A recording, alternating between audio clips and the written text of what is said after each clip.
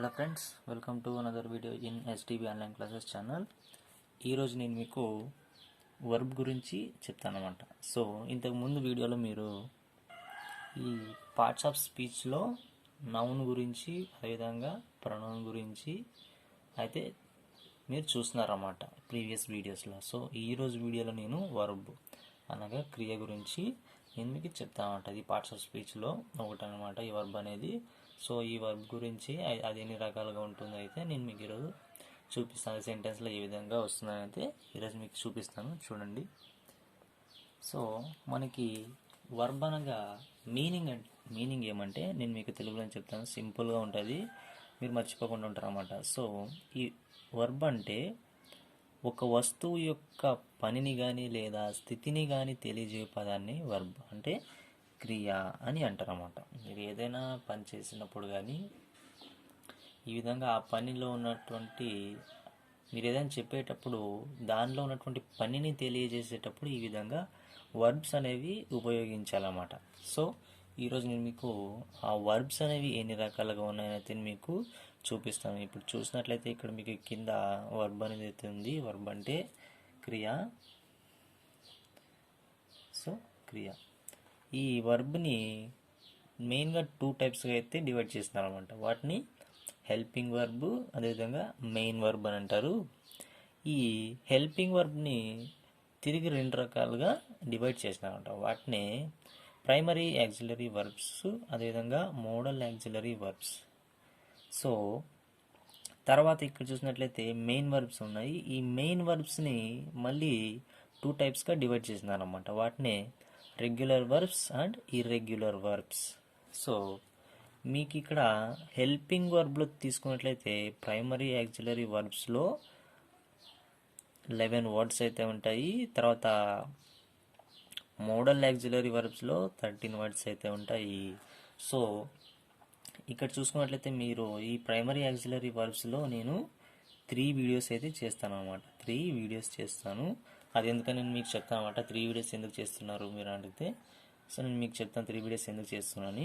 So ఈ model auxiliary వర్బ్స్ని నేను ఒక్క వీడియో చేస్తాను. తర్వాత ఈ రెగ్యులర్ వర్బ్స్ ఈ రెండింటిని కలిపి 1 వీడియో చేస్తామంట. సో ఈ విధంగా 4 వీడియోస్లో అయితే మీకు ఈ వర్బ్స్ అనేవి నేను మీకు చూపిస్తాను అనమాట. సో ఇప్పుడు ఈరోజు మనము ఈ వర్బ్లో భాగమైనటువంటి హెల్పింగ్ వర్బ్, ఈ హెల్పింగ్ వర్బ్లో ఉపభాగమైనటువంటి ఈ ప్రైమరీ యాక్సిలరీ వర్బ్లో 3 టైప్స్ ఉంటాయి అన్నమాట. ఆ 3 టైప్స్లో ఒకదాని గురించి నేను మీకు ఈరోజు చెప్తాను. సో ఆ 3 టైప్స్ ఏవని ఇప్పుడు మీకు నేను చూపిస్తాను, చూడండి. సో మీరు ఇక్కడ అబ్జర్వ్ చేసినట్లయితే వర్బ్ అనేది అయితే ఉంటుంది. ఆ వర్బ్ని హెల్పింగ్ వర్బ్, మెయిన్ వర్బ్ అని డివైడ్ చేసినారు. సో ప్రైమరీ యాక్సిలరీ వర్బ్స్లో 3 పార్ట్స్ ఉంటాయని చెప్పినాం కదా. సో అవి కాదు, ఇవి 3 పార్ట్స్ అన్నమాట. సో అవి be forms, do forms, have forms. So ఇవి మొత్తం 11 అయితే ఉంటాయి అన్నమాట. సో వీటిని మనం సెంటెన్స్లో ఏ విధంగా వాడాలి, అవి ఏ విధంగా వస్తాయనైతే నేను మీకు ఇప్పుడు చెప్తామన్నమాట. సో మనం బీ ఫార్మ్స్ తీసుకున్నట్లయితే ఈ విధంగా ప్రజెంట్ టెన్స్ ఉంటుంది. సో ఈ విధంగా చూసినట్లయితే పాస్ట్ టెన్స్ ఉంటామంట. సో ప్రజెంట్ టెన్స్లో మనకి యామ్, ఈజ్, ఆర్ ఉంటుంది. సో పాస్ట్ టెన్స్లో వాజ్, వర్ అనేది వస్తుందన్నమాట. తర్వాత ఇవి డూ ఫార్మ్స్. ఈ డూ ఫార్మ్స్లో ప్రజెంట్ టెన్స్లో తీసుకున్నట్లయితే డూ, డస్ అనేది వస్తుంది. తర్వాత పాస్ట్ టెన్స్లో చూసుకున్నట్లయితే డిడ్ అని వస్తుంది అన్నమాట. తర్వాత ఇవి హ్యావ్ ఫార్మ్స్. ఈ హ్యావ్ ఫార్మ్స్ అనేవి ప్రజెంట్ టెన్స్లో తీసుకున్నట్లయితే హ్యావ్, హ్యాజ్ అని వస్తుంది. పాస్ట్ టెన్స్లో తీసుకున్నట్లయితే హ్యాడ్ అని వస్తుంది అన్నమాట. సో అదేవిధంగా వీటిలో బీ ఫార్మ్స్లో కానీ, డూ ఫార్మ్స్లో కానీ, హ్యావ్ ఫార్మ్స్లో కానీ వాటిలో సింగులర్ వర్డ్స్ వచ్చినప్పుడు ఏ విధంగా వాడాలి, ప్లూరల్ వర్డ్స్ వచ్చినప్పుడు ఏ విధంగా వాడాలి అనేది అయితే నేను మీకు ఇప్పుడు చూపిస్తాను అనమాట. సో ఈ విధంగా మీకు ఈ ఫార్మ్స్ అనేవి ఒకే రోజు ఒకే వీడియోలో చేసినట్లయితే మీరు గుర్తుపడుకోవడానికి కొద్దిగా కష్టం అవుతుంది. కాబట్టి సో నేను ఈరోజు ఈ వీడియోలో బీ ఫార్మ్స్ మాత్రమే చెప్తాను అనమాట. సో నేను నెక్స్ట్ వీడియోలో డూ ఫార్మ్స్, హ్యావ్ ఫార్మ్స్ అనేవి చేస్తాను. సో ఈరోజు మనము బీ ఫార్మ్స్ని అయితే ఈజీగా నేర్చుకున్నాము. సింగులర్ వచ్చినప్పుడు ఏం వాడాలి, ప్లూరల్ వచ్చినప్పుడు ఏం వాడాలి, so past tense, present tense వాటిని ఏ విధంగా రాయాలనేది అయితే నేను మీకు ఇప్పుడు చూపిస్తాను, చూడండి. సో ఇక్కడ చూసినట్లయితే మనకి బీ ఫార్మ్స్ ఉన్నాయన్నమాట. ఈ బీ ఫార్మ్స్లో మనకి తెలుసు ప్రజెంట్ టెన్స్లో ఏమొస్తాయని, యామ్, ఈజ్, అని వస్తాం అన్నమాట. తర్వాత పాస్ట్ టెన్స్లో ఈ యామ్ ఈజ్కి బదులుగా వాజ్ అనేది వస్తాం అన్నమాట. తర్వాత ఆర్, ఇది ప్రజెంట్ టెన్స్. ఈ ప్రజెంట్ టెన్స్లో అనేది ఆ ప్రజెంట్ టెన్స్లో ఈ ఆర్ అనేది పాస్ట్ టెన్స్కి వెళ్ళినప్పుడు వర్ అనే మీనింగ్తో ఈ విధంగా ఏంటంటే వర్డ్ అనేది సెంటెన్స్లో వస్తామంట. సో వీటిని బీ ఫార్మ్స్ అంట. ఇది చూసుకున్నట్లయితే ప్రజెంట్ టెన్స్. సో ఇక్కడ చూసుకున్నట్లయితే మీకు పాస్ట్ టెన్స్ అనమాట. సో ఇది బీ ఫార్మ్స్ అనే సెంటెన్స్లో ఏ విధంగా వస్తాయి? బీ ఫామ్ ప్లస్ ఆడ్జెక్టివ్స్గా రావచ్చు, లేదా బీ ఫామ్ ప్లస్ ప్లేస్గా రావచ్చు, be form plus position and స్టేట్గా రావచ్చు అన్నమాట. సో మనకి ఇప్పుడు చూడండి, ఇప్పుడు నేను వాటిని సింగులర్స్ అండ్ ప్లూరల్స్కి వీటిలో ఏ విధమైనటువంటి వాడాలనైతే నేను మీకు ఇప్పుడు చూపిస్తాను. చూడండి, మనం ఫస్ట్ ఈ ప్రెజెంట్ టెన్స్లో వచ్చేవి ఈ పేజ్లో చూస్తున్నాం అన్నమాట. తర్వాత ఈ పాస్ట్ టెన్స్లో వచ్చేవి నేను మీకు తర్వాత పేజీలో చూపిస్తాను. సో ఈ పేజ్లో చూసినట్లయితే మీకు ప్రజెంట్ టెన్స్లో ఈ బీ ఫార్మ్స్ని ఏ విధంగా వాడాలని అయితే ఇక్కడ చూపించి రాసిన అనమాట. ఒకవేళ మీరు రాసుకుంటే ఒక పెన్ పేపర్ తీసుకొని రాసుకోండి. ఖచ్చితంగా ఊరికైతే వినొద్దు. ఒకవేళ విన్నా కూడా మీరు టైం వేస్ట్ చేసుకున్నట్లయితే అవుతుంది. సో మీరు టైం వేస్ట్ చేస్తే మళ్ళీ టైం తిరిగి రాదు కదా. సో రాసుకోండి. మీరు ఒకవేళ ఇప్పుడు మీకు చదవడానికి ఇంట్రెస్ట్ లేకపోయినా రాసుకొని పెట్టుకున్నట్లయితే మీరు మళ్ళీ ఎప్పుడైనా మీకు ఇంట్రెస్ట్ వచ్చినప్పుడు కాబట్టి మీరు చదువుకోవడానికి ఛాన్స్ ఉంటుంది అన్నమాట. సో ముందే రాసి పెట్టుకోండి. సో ఇక్కడ చూసుకున్నట్లయితే నేను మీకు సింగులర్ వర్డ్స్ వచ్చినప్పుడు ఏ విధంగా వాడాలి, అదేవిధంగా ప్లూరల్ వర్డ్స్ వచ్చినప్పుడు ఏ విధంగా ఈ బీ ఫార్మ్స్ అనేవి వాడాలి అయితే నేను మీకు చూపిస్తాను. చూడండి, మీరు ఇక్కడ గమనించినట్లయితే సబ్జెక్ట్లో ఐ వచ్చినప్పుడు యామ్ అను బీ ఫామ్ వచ్చును. సో తర్వాత సబ్జెక్ట్లో ఈ, షీ, ఇట్ వచ్చినప్పుడు ఈజ్ అను బీ ఫామ్ వచ్చనమాట. సో మీరు ఇక్కడ గమనించినట్లయితే ఇవి రెండు కూడా సింగులర్స్ అనమాట. సో ఇవి రెండు సింగులర్స్. ఈ సింగులర్స్ వచ్చినప్పుడు మనము ఐ వచ్చినప్పుడు ఖచ్చితంగా యామ్ అనేది రావాలన్నమాట. సో ఒకవేళ ఈ, షీ, ఇట్ అనే సింగులర్స్ వచ్చినప్పుడు ఈజ్ అనే బీ ఫామ్ రావాలి. సో గుర్తుపెట్టుకోండి, ఐ అని వచ్చినప్పుడు ఖచ్చితంగా పర్టికులర్గా యామ్ అని రావాలా. సో అదేవిధంగా ఈ, షీ, ఇట్ అని సింగులర్ వచ్చినప్పుడు ఈ విధంగా సెంటెన్స్లో ఈ, షీ, ఇట్ అనే సింగులర్స్ వర్డ్స్ వచ్చినప్పుడు ఈజ్ అనే బీ ఫామ్ వస్తామన్నమాట. ఒకవేళ మనకు సబ్జెక్ట్లో యు, వి, దే వచ్చినప్పుడు ఆర్ అను బీ ఫామ్ రావాలంట. సో ఈ యు, వి, దే అనేవి ప్లూరల్ అనమాట. సో వీటిని ప్లూరల్ వర్డ్స్ అంటారు. సో ఇవి వచ్చినప్పుడు మనకి బీ ఫామ్ అనేది ఆర్ అనేది అయితే సెంటెన్స్లో వస్తుంది. సో మీరేం కన్ఫ్యూజ్ అవ్వదండి, నేను మీకు ఇప్పుడు చూపిస్తాను. చూసినట్లయితే ఇక్కడ సెంటెన్స్లో ఈ బాక్స్లో ఈ సెంటెన్స్లో గమనించినట్లయితే మీరు I am careful now. So నేను మీకు చెప్పినాను కదా, ఒక సెంటెన్స్లో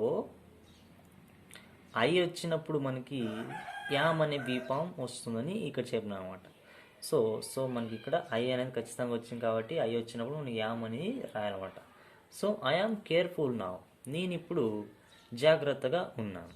సో తర్వాత ఇక్కడ చూసుకున్నట్లయితే మీరు హీ ఈజ్ ప్రోడియంట్ నౌ, అతను ఇప్పుడు ఉల్లాసంగా ఉన్నాడు. సో ఇది సింగులర్ కాబట్టి నేను మీకు చెప్పినాను కదా, సింగులర్ వచ్చినప్పుడు ఈజ్ అని వస్తుందన్నమాట. తర్వాత ఈ విధంగా హీ, షీ, ఇట్ అనే ఏ విధమైనటువంటి పదాలు వచ్చినా కూడా సెంటెన్స్లో ఈజ్ అనే బీ ఫామ్ వస్తుందన్నమాట.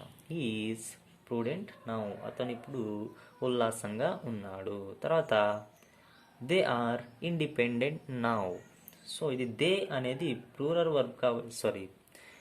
వర్డ్ కాబట్టి అప్పుడు మనకి సెంటెన్స్లో బీ ఫామ్లో ఆర్ అనే బీ ఫామ్ అని అయితే వస్తుందన్నమాట. సో ఇక్కడ చూసినట్లయితే దే ఆర్ ఇండిపెండెంట్ నౌ అంటే ఇది ప్లూరల్ వర్డ్ కాబట్టి దానికి బీ ఫామ్ అనేది ఆర్గా వస్తుంది. సో ఇది లిటరల్గా ఈ సెంటెన్స్ మీనింగ్ ఏమంటే దే ఆర్ ఇండిపెండెంట్ నౌ, వారు ఇప్పుడు స్వాతంత్రంగా ఉన్నారు. ఒకవేళ దీన్ని నెగిటివ్గా చెప్పాలంటే ఎట్లా చేయాలంటే ఇప్పుడు చూసినట్లయితే ఈ బాక్స్లో చూడండి వీటిని నెగిటివ్ చేసింది అనమాట. సో ఏం లేదు, ఇదే సెంటెన్స్లో ఈ ప్లేస్లో నాట్ అనేది యాడ్ చేస్తామన్నమాట. సో మీరు ఇక్కడ గమనించినట్లయితే నేను నాట్ ఎంటర్ చేస్తున్నాను. సో అది సెంటెన్స్లో ఏ విధమైనటువంటి చేంజ్ వచ్చిందో చూద్దాం ఇప్పుడు. I am not careful now. I am not careful now అంటే నేను ఇప్పుడు జాగ్రత్తగా లేను. సో తర్వాత చూసుకున్నట్లయితే he is not prudent now. అతను ఇప్పుడు ఉల్లాసంగా లేడు. సో తర్వాత they are not independent now.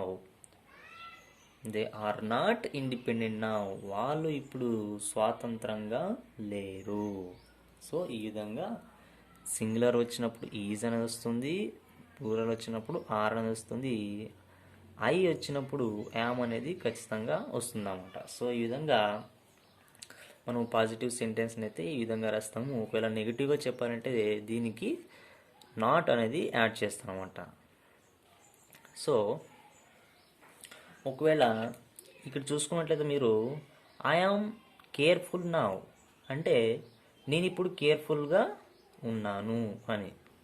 So దీన్ని క్వశ్చన్గా అడగాలంటే నేను కేర్ఫుల్గా ఉన్నానా అని అడగాలంటే ఇప్పుడు చూస్తున్నట్లయితే మీరు ఇక్కడ చూడండి, ఇక్కడ ఏం చేంజ్ వచ్చిందంటే ఈ యామ్ అనేది ఈ వైపుకి వస్తుంది, ఈ ఐ అనేది ఈ విధంగా ఇక్కడికి వస్తుంది అన్నమాట. సో ఆ విధంగా చేసినట్లయితే మీకు క్వశ్చన్ అడిగినట్లు ఉంటుంది. సో నేను మీకు ఇప్పుడు చెప్తాను చూడండి. యామ్ ఐ కేర్ఫుల్ నౌ, నేను ఇప్పుడు జాగ్రత్తగా ఉన్నానా? ఈజ్ హీ ప్రూడెంట్ నౌ, అతను ఇప్పుడు ఉల్లాసంగా ఉన్నాడా?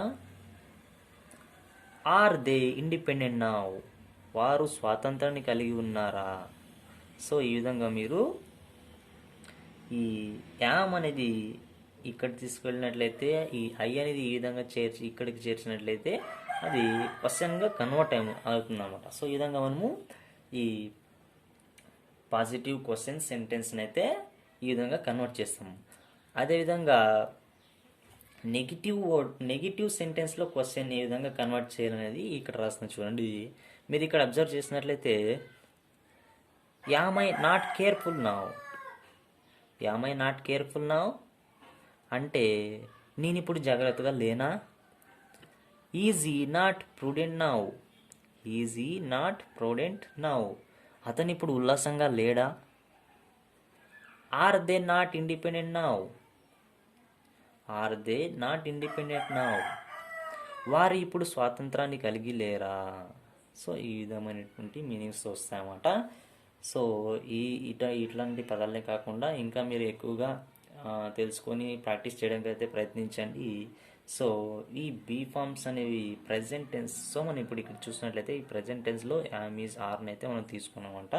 సో తర్వాత నేను మీకు నెక్స్ట్ పేజీలో ఇప్పుడు వాజ్ వర్ అనేవి అయితే చూపిస్తాను. సో మీకు ఎక్కడైనా అర్థం కాకపోతే ఒకవేళ మీరు యాజ్ పాసిబుల్ చేసి అయినట్లయితే వీడియోని కొద్దిగా మీకు ఎక్కడ నుంచి అర్థం కాలేదో అక్కడ నుంచి మళ్ళీ చూడడానికి అయితే ప్రయత్నించండి. సో నేను ఇక్కడ ఏం చేయలేదు, సింపుల్గానే మీకు సింపుల్ సెంటెన్స్ని తీసుకున్నాను. ఏదైనా క్రిటికల్ సెంటెన్స్ అని తీసుకోలేదు, సింపుల్ సెంటెన్స్ని తీసుకొని మీకు అర్థం విధంగా చెప్పినాను.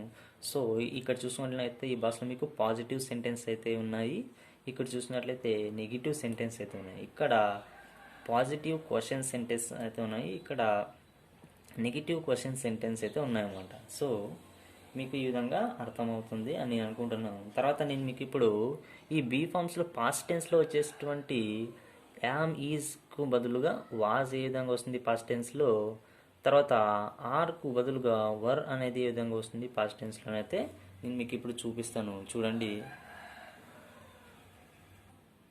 సో మీరు ఇక్కడ అబ్జర్వ్ చేసినట్లయితే పాస్ట్ టెన్స్లో బీ ఫార్మ్స్ అనేవి మీకు తెలుసు కదా, యామ్ ఈజ్కి బదులుగా వాజ్ అనేది వస్తుంది, ఆర్కు బదులుగా వర్ అనేది అయితే వస్తుంది అన్నమాట. సో నేను వీటిలో సింగులర్ వర్డ్ వచ్చినప్పుడు ఏ విధమైనటువంటి వర్డ్ రాయాలి, ప్లూరల్ వర్డ్ వచ్చినప్పుడు ఏ విధమైనటువంటి బీ ఫార్మ్ రాయాలి అయితే ఇక్కడ రాసి చూపించినమాట. చూడండి, చూసినట్లయితే సబ్జెక్ట్లో ఐ, హీ, షీ, ఇట్లు వచ్చినప్పుడు వాజ్ అను బీ ఫామ్ వచ్చును. సో ఈ విధంగా సింగులర్ వర్డ్స్ వచ్చినప్పుడు మనకు బీ ఫామ్ అనేది వాజ్ అనేది అయితే వస్తుందన్నమాట సెంటెన్స్లో. తర్వాత సబ్జెక్ట్లో వి, యు, దేలు వచ్చినప్పుడు వర్ అను బీ ఫామ్ వచ్చును. సెంటెన్స్లో మనకి వి యూదే అని ప్లూరల్ వర్డ్స్ వచ్చినప్పుడు బీ ఫామ్ అనేది వర్ అనే బీ ఫామ్ అనేది వస్తుందన్నమాట. సో మీకు ఇక్కడ చూసినట్లయితే మేము సింపుల్ సెంటెన్స్గా తీసుకున్నాను. ఈ సింపుల్ సెంటెన్స్లో మీకు ఈజీగా అర్థమవుతుంది అనుకుంటున్నాను. సో మీరు జాగ్రత్తగా విన్నట్లయితే మీకు అర్థమవుతుంది. సో రాసుకుంటూ వింటూ ఉండండి, లేదా వినిన తర్వాత వీడియోని పాస్ చేసి రాసుకోవడానికి అయితే ట్రై చేయండి. సో మీరు ఇక్కడ అబ్జర్వ్ చేసినట్లయితే I was lonely yesterday. So ఇది పాస్ట్ టెన్స్ కదా, పాస్ట్ టెన్స్లో బీ ఫామ్స్ ఏ విధంగా వస్తాయని నేను మీకు చెప్తాను అనమాట. So I was lonely yesterday, నేను నిన్న ఒంటరిగా ఉన్నాను. He was a business man, అతడు ఒకప్పుడు బిజినెస్ మ్యాన్గా ఉండేవాడు అనే మీనింగ్తో వస్తుందన్నమాట. తర్వాత దేవర్ ప్లేయర్స్, వాళ్ళు ఒకప్పుడు ప్లేయర్స్ అంటే వాళ్ళు ఒకప్పుడు ఆటగాళ్ళు అనే మీనింగ్తో వస్తుందన్నమాట. సో దీన్ని నెగిటివ్ సెంటెన్స్గా కన్వర్ట్ చేస్తే ఏ విధంగా వస్తుందంటే, ఈ నెగిటివ్ సెంటెన్స్ అనేది ఇక్కడ చూడండి, నేను ఇక్కడ వాజ్కి పక్కన నాట్ అనేది ఎంటర్ చేసినట్లయితే, వాజ్ వర్ అనే దాని పక్కన నాట్ అనేది ఎంటర్ చేసినట్లయితే అది నెగిటివ్ సెంటెన్స్గా కన్వర్ట్ అవుతుంది అనమాట. సో నేను ఇక్కడ రాస్తున్నాను చూడండి, I was not lonely yesterday అంటే నేను నిన్న ఒంటరిగా లేను. He was not a business man, అతను ఒక వ్యాపారవేత్త కాదు. దే వర్ నాట్ ప్లేయర్స్, వాళ్ళు ఒకప్పుడు ఆటగాళ్ళు కాదు. సో ఈ విధంగా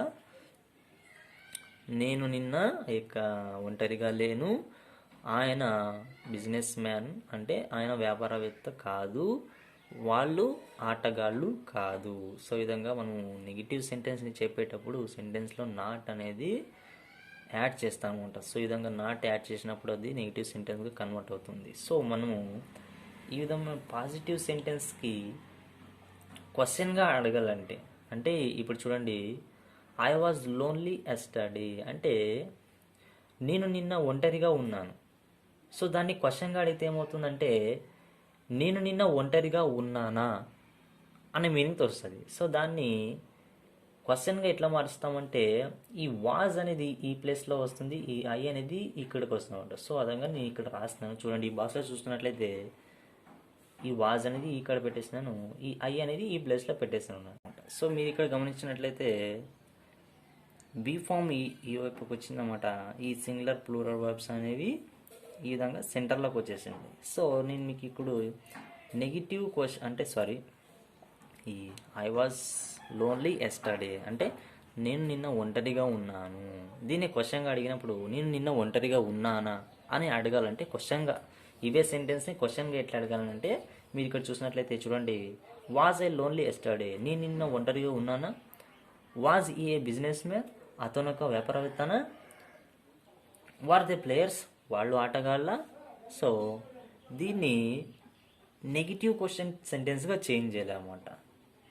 సో మీరు ఇక్కడ గమనించినట్లయితే was I not lonely yesterday, నేను నిన్న ఒంటరిగా లేనా. Was he not a business man, అతను ఒక వ్యాపారవేత్త కాదా. వర్ దే నాట్ ప్లేయర్స్, వాళ్ళు ఆటగాళ్ళు కాదా. సో ఈ విధంగా మనకు ఈ బీ ఫార్మ్స్ అనేవి అయితే ఉంటాయన్నమాట. సో నేను మీకు నెక్స్ట్ వీడియోలో ఈ డూ ఫార్మ్స్ హ్యావ్ ఫార్మ్స్ చేస్తాను. So thank you for watching, have a nice day. We will meet another video in STV honour class channel. ఇది రాసుకొని ప్రాక్టీస్ చేయడానికి అయితే ప్రయత్నించినట్లయితే